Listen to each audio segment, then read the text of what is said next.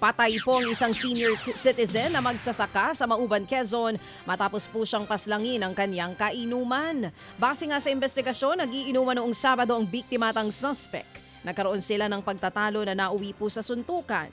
Kinabukasan, bumalik sa bahay ng biktima ang suspect na may dala ng karit. Dito na niya biglang hinataw sa leeg ang natutulog na biktima. Tinutugis na ng mga pulis ang suspect na mahaharap ngayon sa kasong murder. Sugatan ng 6 na sakay ng isang service truck matapos itong tumaob sa Iloilo City. Nagtulong-tulong ang mga residenteng para maitayo ang truck na may kargang mga audio equipment. Ayon sa mga pulis, pauwi na sana ang truck galing fiesta ng madisgrasya. Binabagtas daw nito ang lubak-lubak na kalsada nang mawala ng control ang driver. Agad namang nakatalon palabas ng truck ang mga sakay. Kinabukasan pa tuluyang naitayo ang truck. Sapul naman po sa CCTV ang pagnanakaw sa dalawang lalaki sa motorsiklo. Diyan po yan sa Lucena City, Quezon.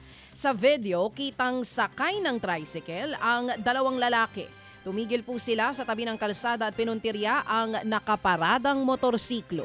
Nang mapansin na wala ng tao sa paligid ay sabay nilang binuhat at nilagay sa sidecar ang tricycle o ng tricycle ang motor. Pinaghahanap na po ang dalawang magnanakaw sa ngayon. Ano ba ito?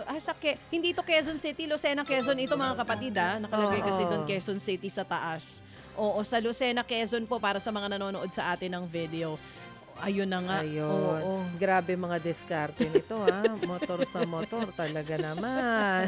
Hirap ng buhay, ano? Mga kapatid, para sa iba pang mga balita at impormasyon, sundan niyo po kami sa X, Instagram, Facebook at syempre sa TikTok, True Network PH. Mag-subscribe din po kayo sa aming YouTube channel, True Network. May website din po tayo, truenetwork.ph. At pwede nyo rin po kaming mapanood sa Channel 19 ng aming True FM TV. Lagi pa rin makinig sa radyo dito po sa 105.9 True FM dahil dito, laging true sa'yo, kapatid. Ito tayo sa totoo, tunay at tapat.